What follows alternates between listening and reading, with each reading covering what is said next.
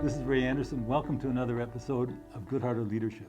And today I have the pleasure of being able to share the platform with Angela Gomez, who's the National Director of Development for Free Wheelchair Missions. The exciting reason I'm here is that this spring in May, we spent a week delivering wheelchairs in North Vietnam. Angela, it's good to see you. Pleasure to be here with you. Yeah, I'm excited to be able to share this again and talk about this trip we took. Tell us a little bit about how you got this whole thing together so that we could make this trip here in May. Absolutely. Well, we're a free wheelchair mission. We provide uniquely designed wheelchairs to the disabled poor in developing nations. Vietnam is one of our countries where we have a really strong distribution partner. And when I'm talking to supporters who are like you, very passionate and want to go and visit some of the areas where we serve, we a year in advance start planning where we can take teams to. And so this particular trip was planned back in July. So we build a team together of people that can actually go to Vietnam on that particular time of the year. And I'm selected as the team leader. I've never been to Vietnam, so for me it was such a joy and excitement to be able to be there for the first time. So it was really, really great to see the team come together and get a chance to meet you, who you've been on trips and I've been on trips, never together, never to Vietnam to serve. So it was really, really a big joy for me. No, it was neat for me, and of course, you know, I'd been there before as a Vietnam veteran in 1969, and to be able to go back again and see it, and instead of delivering hell, I could deliver healing and deliver wheelchairs was just really, really incredible. Mm-hmm. You know, what I'd like you to do, if you can, Angela, explain a little bit about Free Wheelchair Mission and how Don Schoendorfer happened to get this all put together, because I think it's just an amazing story, and you've been there almost from the onset. Yes, absolutely. Yeah, Free Wheelchair Mission is a faith-based humanitarian organization, and we're roughly about 19 years old. Our founder, Don Schoendorfer, is actually a mechanically trained engineer. He's got over 50 patents under his belt, a brilliant engineer. He was working in the business sector many, many years ago and was on a mission trip with his wife in Morocco many years and saw a lady crawling across the ground in the dirt floor, and that really impacted him. And he really wasn't aware of the needs in other countries in the developing world. As he started looking into it, he discovered that there's this need, that people in other countries don't have the ability to get access to a wheelchair. And if they do, they can't afford it because they're the poorest of the poor. And depending on what part of the world you were talking about, you know, it's still, even till this day, you know, disability is because of lack of education. People don't know why someone potentially could be born with a disability, or because of lack of resources and healthcare programs. You know, someone here in the States that maybe gets into a car accident or something can get the proper care and may not need to use a wheelchair, but in other countries where there's no resources, people end up needing wheelchairs. So back in 2001, Don, in his garage, decided he wanted to do something about it. And when he thought about it, he says, the solution is simple. People just need a wheelchair, need a chair with wheels to get around. And so he literally took his bicycle apart. He got one of those plastic chairs that we all kind of have in our backyards. And he started tinkering with it and created the first prototype. So in 2001, we started with his very first couple of wheelchairs, and this was through a partnership with his local church, Mariners Church in Irvine. The church was going to India, and he had all these wheelchairs that he had put together in his garage, and this was a medical missions trip. All the people going were actual medical doctors, and Don's got a PhD, but they said, okay, you can go on this trip, and you can bring some of your wheelchairs. He had 100, but when it was all said and done, he could only take 4. And he really didn't know what he was going to do, how he was going to get the wheelchairs, but everything unfolded nicely, because when he was there in India, he was actually waiting around for the people to get their medical help, and as he was waiting around there, he saw a family come carrying what was their son and child, who was really in severe need. He had a severe disability. So without any translation, he just rolled the wheelchair that he had designed to them, and they just knew that this was for them, and he was able to give it to them. And immediately you see the transformation, the smiles, the relief from the parents. So I'm fast forwarding here, but that was the birth of Free Wheelchair Mission. He came back. He had a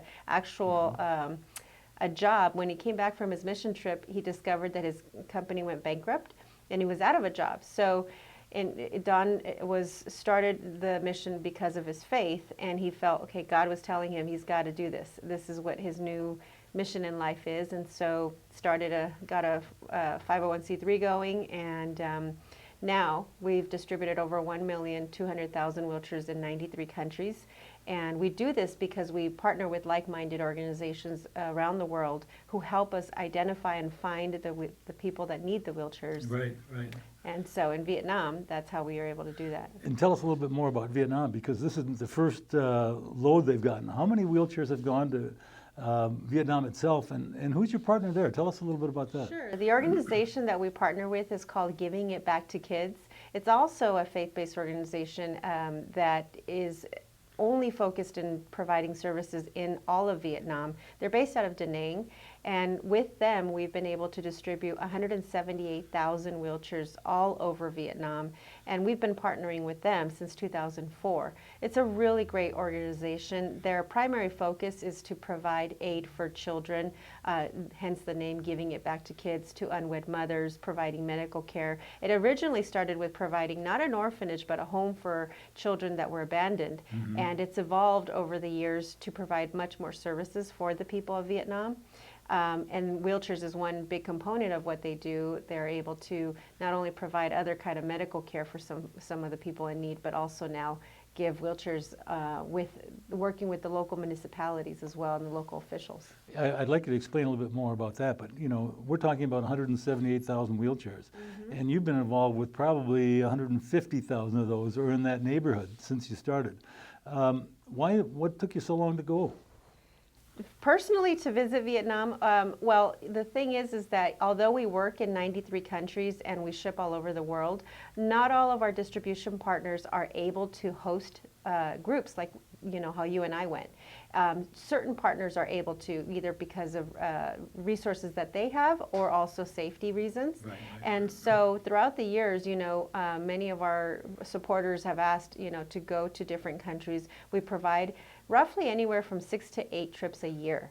And so on a yearly basis, I'm actually originally from Ecuador. I speak Spanish. So most of my trips have been to Latin America because I can be a translator as well as the team leader. So it's just been one of those things, a matter of timing. But it was time to go to Vietnam. It's one of our great partners. We refer to them a lot. And so I was just thrilled that I got to go, and especially being able to have 2 Vietnam vets plus a Vietnamese refugee on our team, as well as the other folks that were there. It was really a joy to be part of it. No, it was great, and I think before we move into the actual trip itself, tell us a little bit about that connection between Give It Back to the Kids and the country of Vietnam, because they have a system that's really well defined. Explain to us a little bit about how the wheelchairs are distributed. Sure. So first of all, our wheelchairs are $80. That's a donation. That covers manufacturing and shipping of our wheelchairs. And so that's what the folks here in the U.S. that support us, when they give that money, that's how we're able to get the wheelchairs. And we do it in the sort of the Costco model. We order them from China in bulk. They go in a container, 40-foot cargo container, shipped directly to the country. And there's usually about 550 unassembled wheelchairs in a container. So when it goes to the country where we're sending it to our partners, once it arrives there, it becomes the responsibility of the distribution partner to clear the container through customs, get it imported, get it trucked into where their warehouse is, and then ultimately stored and distributed to those that need it. So with Giving It Back to Kids, they've done a fantastic job of partnering with the local government officials into helping them set up a system, because obviously they're helping the people of Vietnam. And so they've been able to create a great partnership with them so that they can clear multiple containers through customs. That's not always the case, and that's why even though we've served in 93 countries, some countries it could be that we've only shipped 2 or 3, and others that we've shipped multiple. We have some of our top 5 countries, and Vietnam is one of them. And it's because Giving It Back to Kids has done a great job of partnering with the local government officials to help them clear the containers through customs, but also to get to meet the people that we serve, that they serve, they only have a certain amount of bandwidth and staff as well. So they have to partner with the local officials to get permission to be able to help underwrite the costs of getting those, in essence, what we call wheelchair ceremonies, organized and planned, and have a whole system. I mean, it really is a strong network that our partner has done there in Vietnam, and we actually use them as a model that when we're talking to other partners of how it can be done. But we know every country is unique, every distribution partner is unique. So with this case, you know, they've done a fantastic job of being able to leverage the work that they're doing to be able to garnish the respect of the local officials. And then it's interesting because, as you and I witnessed, the local officials want to be a part of it. They're also in awe of what is being done for those in need. And so as long as, you know, we're following and adhering to asking for permission ahead of time, being able to involve obviously make the proper coordination, they've been able to really do a great job of getting them all over the country. And I think one of the neat things about it, and we'll talk a little bit more when we come back from the break, but the idea that you can go to a communist country on a faith-based organization and be able to deliver wheelchairs has been kind of a phenomenal partnership. And we'll talk about that more. We're going to take a short break here, and we'll be resuming here in a minute.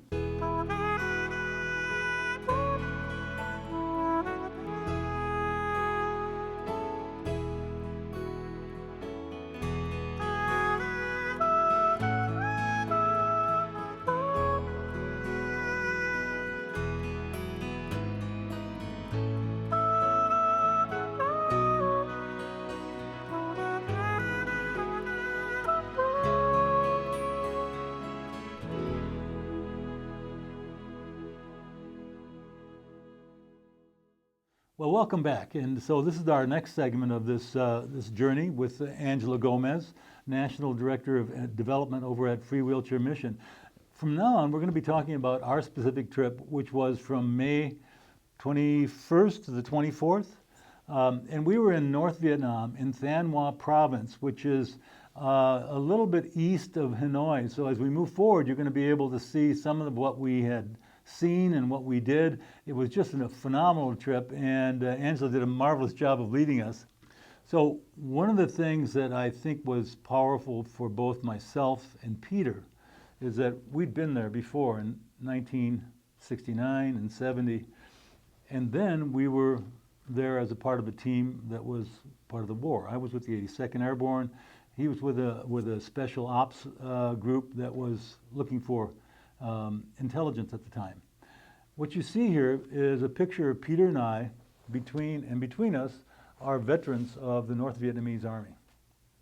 And I think one of the most touching things for us was that we were able to come back and get this healing with them, in which we were greeted every place we went, right, Angela? I mean, the people were really outgoing and wanted to reach out to us as opposed to being sensing them as an enemy. It was amazing to me to be able to be there and feel that after 50 years we finally got this healing.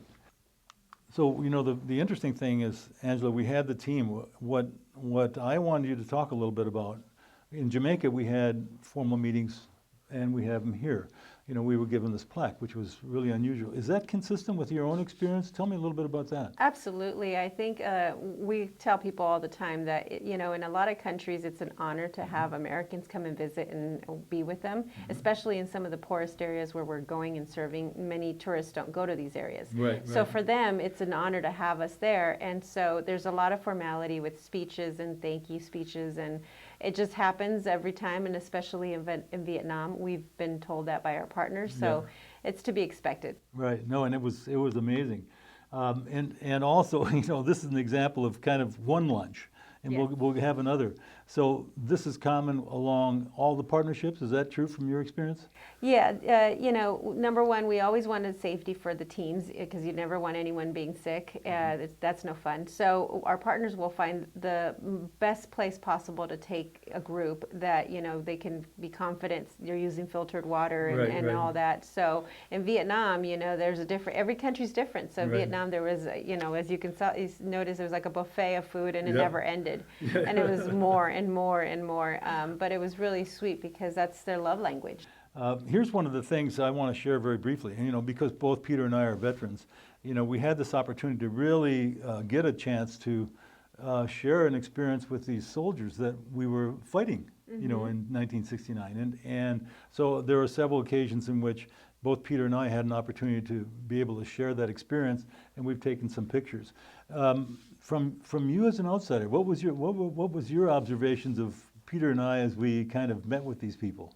Well, I can speak personally, it was educational because, as a kid, I learned a lot about, or in my history classes, learned about the Vietnam conflict, but to actually be there with Vietnam veterans and to see how the language was a barrier, but that was it. Yeah. The smiles, the hugs, the exchange of food, it was all just really beautiful to witness. Right, and so it was just really fascinating. Right. And I have this picture. This is the first wheelchair, and this was when we were in Rong Thong Town, of all things, in Dong Song District.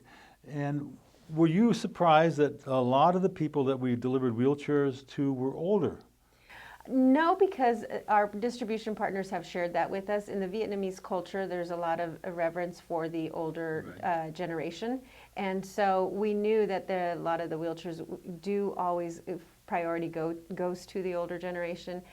So no, I wasn't surprised. And because they're also in ceremony formats where we gave the wheelchairs away, we knew that was they know ahead of time. Right. So, but throughout the week, we also gave it to younger children as well. Right. And I think the fascinating thing, if I can explain this briefly, as they told it to us, is that basically a province is similar to our state, a district is similar to our counties, and then of course you got the communities. So what we've learned is that the government officials who are coordinating literally go to the villages, and the village votes on who gets the wheelchair. So that's why, as Angela just said, you'll find that sometimes it goes to older people. As we move forward, we're going to show you some examples that went to younger people. But to me, it was like a machine, but done in such a gracious way. It was really, really kind of neat. Here I've got a picture, and you see that we're using Generation 3. Right. How long have you been had the Generation 3?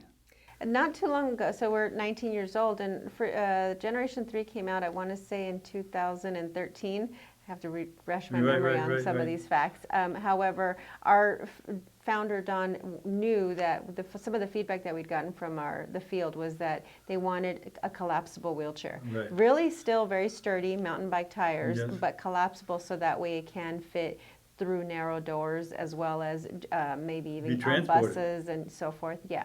Right. We always talk about how the wheelchair provides the mobility to the recipient, but it also provides freedom, hope, dignity, and it also all of that for the family members as well. Right. So you can witness that. I think for me, when you're observing the caretakers, in this particular case, the overwhelming they're very overwhelmed. And in the Vietnamese culture, what I did notice was they want to smile, but it's almost like they have to hold that back. But you could tell they were extremely gracious and helpful, grateful. So we're going to take another short break, and when we get back, we're going to talk about visiting our first mountain village when we were up in Bay Thok District, which is very near the Ho Chi Minh Trail. This community had been bombed very, very severely in the late 60s and early 70s.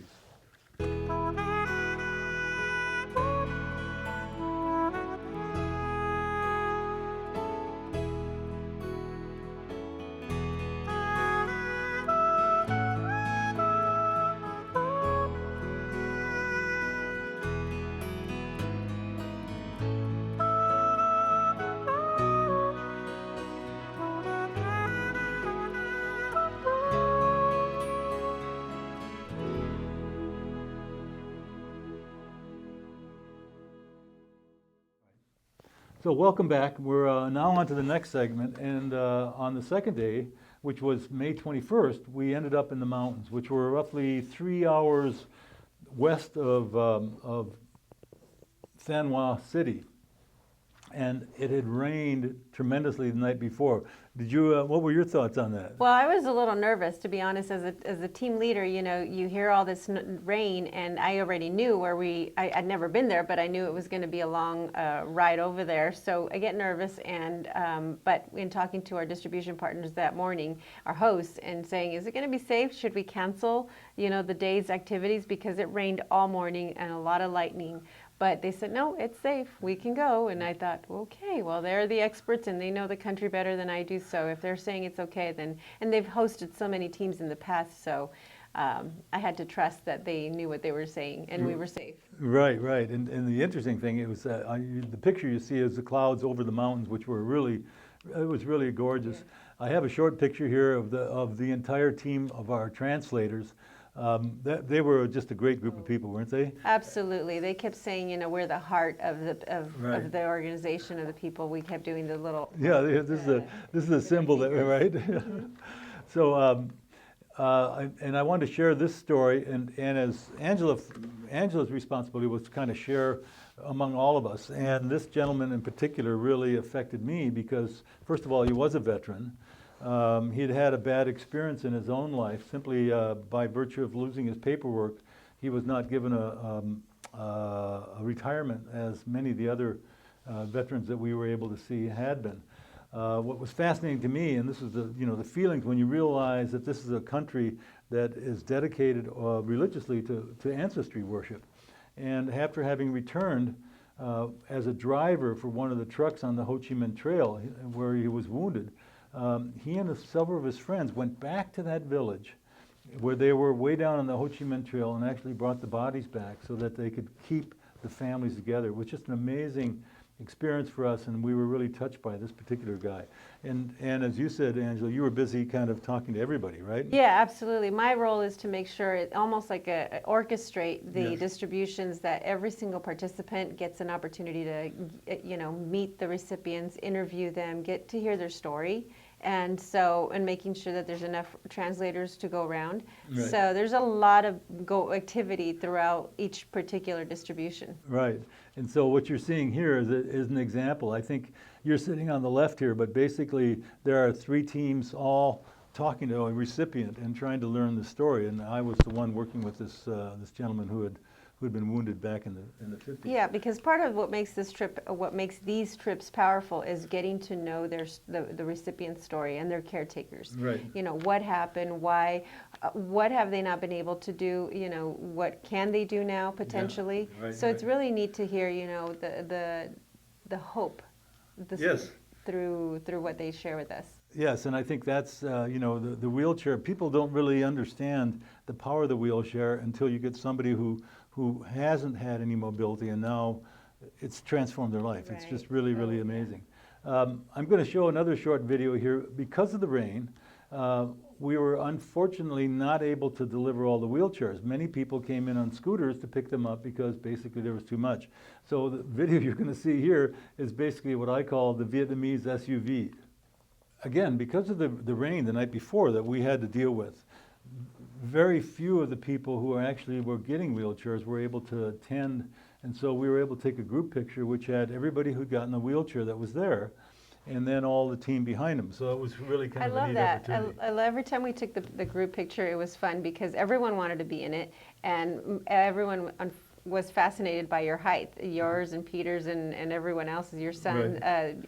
The Vietnamese people aren't very tall, so they loved being able to take pictures next to you. Yeah, no, we had that experience over and over again. It was really amazing. And no matter where we were, they were all picked up by people in scooters, so that was amazing. But then we had the ceremonial lunch again. And this one was very memorable. It was right? always very exciting to see where they were going to take us and what food was going to be served. Right. A lot of fish, a lot of rice and noodles, and there's some vegetables that get served. And I actually, because I was the team leader, I don't know if you remember that I had to sit with the local officials, the local government officials, and so. There's an expectation that you've got to try everything and eat everything. Right. Where some of our other teammates, they chose or left some stuff out, but I had to eat it all. And honestly, I just said, okay, please just hope I don't get sick, and thankfully I did not. And the food was so good. Oh, it was I wonderful. was It was very wonderful. grateful. And I think, in this particular picture you're seeing here, the gentleman sitting across from us, remember the time when he wanted us all to drink beer? Oh, yeah. Oh, Lord. We had to slow him down because basically I think everybody was afraid they were, and you were probably not drinking it, but, Well, no. but some of us were, Yeah. It was fun. It Yeah, was a lot of it was fun. absolutely, and it was one of the things that really brought home to us how much this meant to everybody and how grateful they were. And one day, as an example, I asked Angela if I could sit with the leadership team simply because I was interested in knowing that doctor a little bit better. And so I sat there, and Mrs. Long sat Yeah. next to me. And one of the meals they had small fish that were Oh my probably this gosh. long. And I was asking what they were about, and what they were explaining, at the bottom of the rice paddies, they have these little things called mudfish. And so she took one and she took off the head and she put it in my bowl, and I immediately ate it. And she said, "No, no, no." So I had already eaten it, but she was taking it off to kind of spare me the problem of eating it. So this is how you learn about the culture, right? The joys of traveling. Right, right. So now we're on, let's take another short break, and we're going to go on to Wednesday, in which we had a very different day than the one we had with the clouds.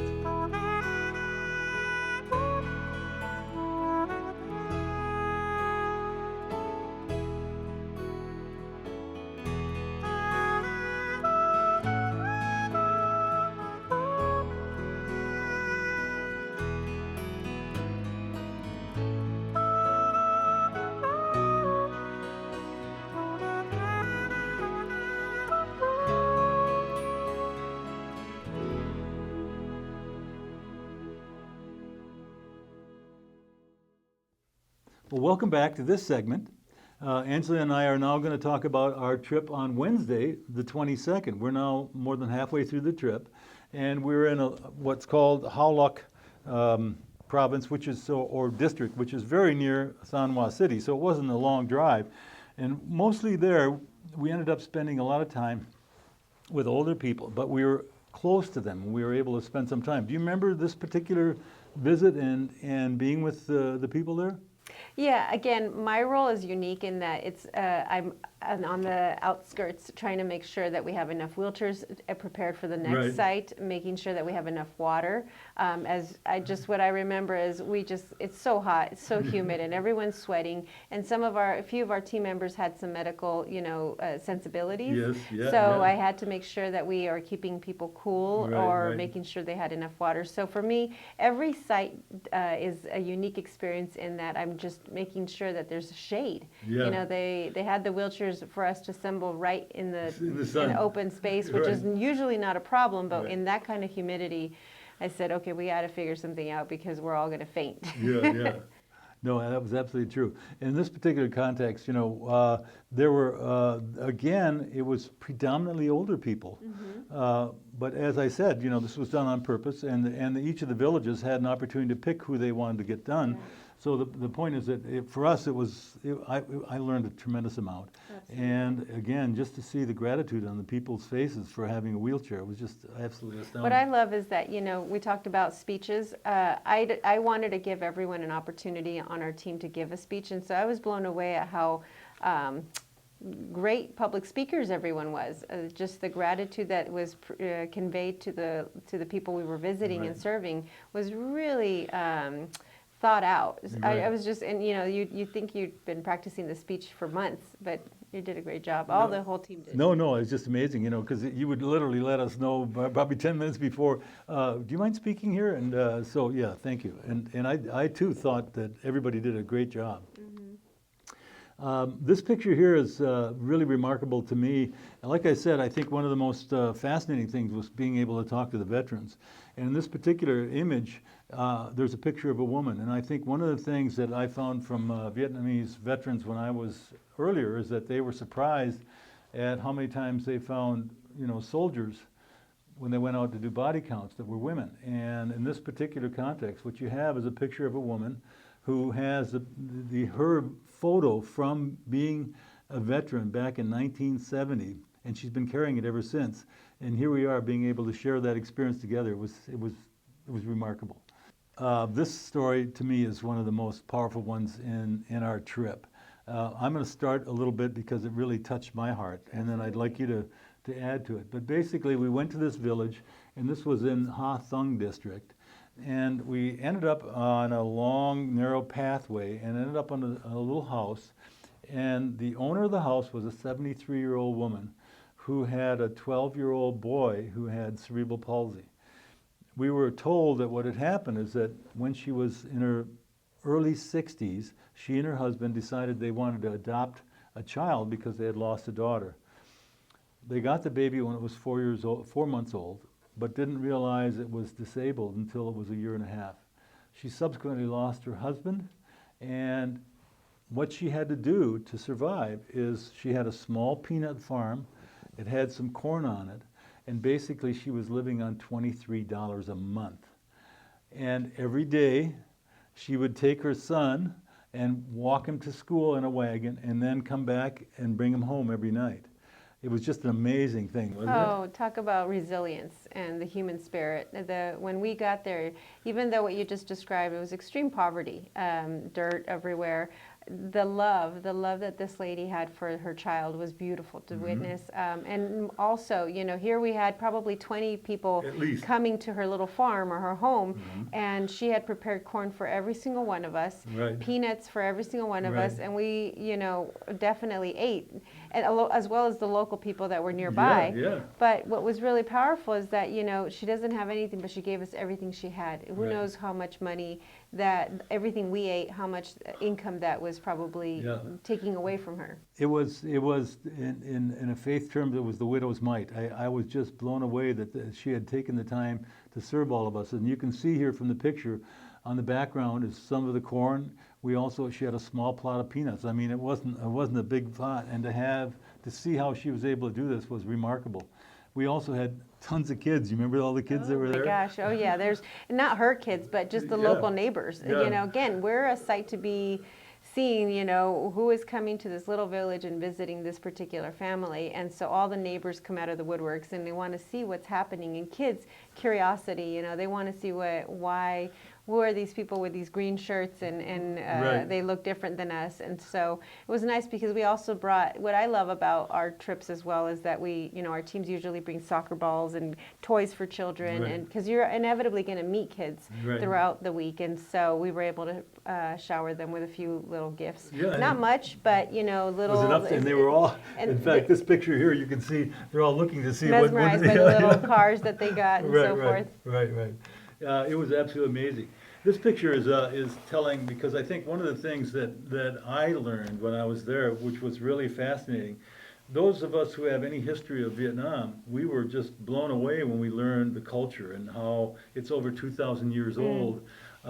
And in this particular picture, we have this army captain. And this captain actually served not during the Vietnam War that I was a part of, but rather in the war that happened after that. People aren't aware that the Vietnamese had to fight off the Khmer Rouge, and then later they had to fight the Chinese for territory. So they don't trust the Chinese, they're very careful, and all they wanted to be is independent. This picture here illustrates him in 1978.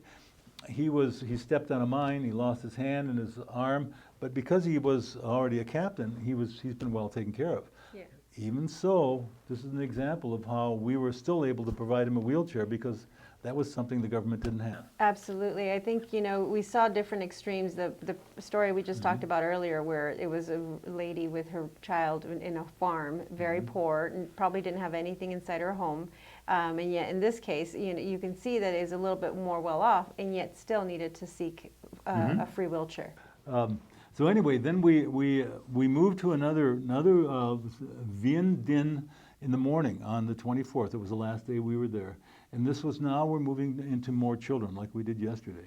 What was fascinating here is you look at this picture, you remember it was the boy and with his sister.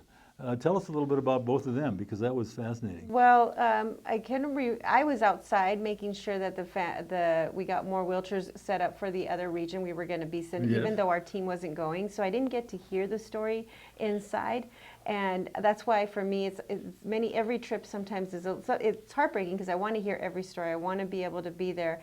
But when the team left after getting the interviews, I was able to go inside and just play with the children for a little bit. There was no translator, but these children were severely disabled. I believe it was some kind of waterborne issue. Isn't that right, what they had said to us? Well, I think, this is one of the things that Agent Orange, has had this immense impact not only on American veterans, but also Vietnamese people in general. And so a lot of these things that we saw, in this case, the boy had muscular dystrophy, and his little sister had Down syndrome. So, we were able to help in some way, but it was fascinating to me to talk with him. And, he was excited he wanted to be I don't know if you remember that, but in our conversation with him, he had this desire to become an IT professional, and he didn't even have a cell phone, much less anything else, but he was still going to school and he was working on it. So this was in the afternoon. This was Thursday. We're now on the last day here. And this is a special picture. Tell us a little bit about this experience with her. Well, we knew, our partners said that they have a special treat for us, that we were going to meet people that wanted to give us a gift. And so it turned out that these particular individuals actually make these paintings out of rice. And when it's hard to fathom what that looks like, but then when we got there, we could see this particular young lady, she had a sister, they both had brittle bone disease. And so lived in a lot of pain most of the time, but despite that, are able to use their hands to create these art pieces. And so what you see here is one that she had done, and she actually was able to show us how she does it. We had a video of that as well.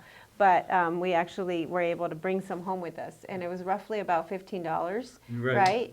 And we used some of those in our office, and as well as at our fundraising event to auction off. Right. No, it was just amazing. And again, the reason that we're talking about this is that these two girls both had brittle bone disease. While nobody knows the genesis completely, the question of what happened with Agent Orange is still on the minds of many people there. Whether it happened that way or not, it's still a tragedy to see how these people are moving ahead. This picture here actually shows an example of Angela getting the free wheelchair from another young man who was, what was his name?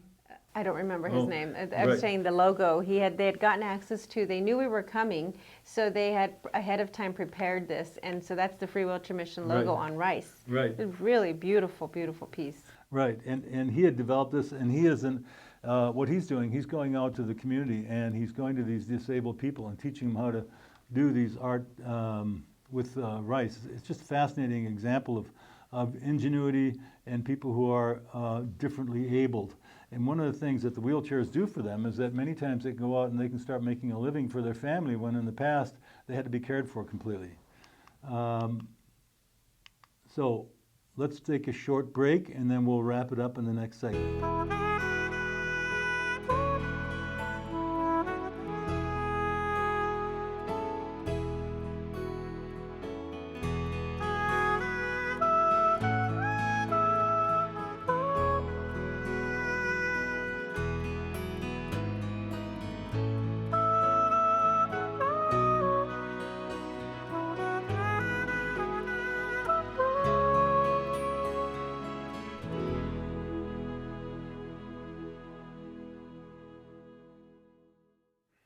So I mean, we've covered most of the bases. Now, do you remember the Thursday night?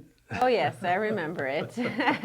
Our partners tell us dress casual. We're going to be working, and it's true. We worked all week. We sweated a lot, and they said, "Well, bring one nice, dress and attire for gentlemen because you might have a goodbye dinner." So that I was expecting, but what I was not expecting was that we were going to be going to a gala. So that was a fun, unexpected, and a gala that was going to be broadcast on live TV in Vietnam. That was definitely unexpected. Right, and so here you have a picture of the host who's inviting people. And what was amazing to me, obviously Free Wheelchair, through the graciousness of a lot of people here in the United States, have contributed a lot of money to this. But they weren't the only ones. I mean, and what you'll see here, this is a picture of only a portion of the people who have donated to this inside of Vietnam. You know, so it isn't only an external thing. It was just fascinating to me to be able to see, you know, how everybody was. How did you feel about getting up there? That must have been kind of interesting. Well, it was nerve-wracking because I didn't know that that was going to happen. Right. And so when they called up there, and then I am used to having Hugh with us who was Right. translating, and they said, no, it's just you by yourself. You're going to go up there. So I just kind of followed along. I read the body language and the facial expressions, and I figured, okay, this is where I'm supposed to stand. This is Right, where I'm right. supposed to. Had I known, I would have probably taken a little more of a formal dress. Right, right. But either way, it was definitely one for the memory books to Right, be right. on live TV. And it was fun because the traditional formal outfit for Vietnamese is the áo dai for the women, and so everybody was in very elegant áo dais. It was really neat. But you look Yeah. beautiful. And so here's a picture of you with Hugh. Look at the smile on his face, right? That's really neat. The certificate was beautiful. Right, right. So the next morning we were given these ceremonial drums, and I got to show this to you. This gentleman was part of the government. He was with us all the time. As you saw, he was the master of ceremonies at the event. What I learned the next day is that while I was in Vietnam, he was in the tunnels of Cu Chi. And, you know, it was funny because he gave us, several of us, one of these drums. And basically, this is a Vietnamese war drum, which was used back in the Emperor Ly days of when they defeated the Ming Dynasty. We're talking about 1400 or so. So it was a real honor for us to get that. And after we had gotten it through a translator, he said, I want to give you a hug. So, I mean, here we were having this opportunity to get a hug, and I was just really, really blown away. And Yeah, no, it was really special. What you didn't mention is that, you know, we had to be out ready to go at 6:30 in the morning. And so when we were down there, I was told be downstairs at the lobby to leave at 6 in the morning. Right. I came down and I was amazed to see everyone that had been with us all week there, Yeah. with bright smiles, Yeah. waiting for us to basically have another little ceremony and Right. speeches. And I thought, it's 6 in the morning, but you know, it was so precious too. They treated Right. us like family. So Right. that was really overwhelming for me because I didn't expect that. I Yeah. thought we were just going to the airport, Right, you know, right. that morning, and they Right. brought us those gifts. Well, that was part of the reason we got you there late, because I think this thing took a little longer than we were expecting. Yeah. So there's the final picture of our whole team as we had dinner before we left, and it was an amazing experience. So what I'd like to do is we kind of wrap this up. Sure. Angela, what would you? I'm gonna share my classy, but tell us a little bit about how people, if they're touched by this, can get involved. Not necessarily in Vietnam, but anywhere in the world to be able to transform somebody's life.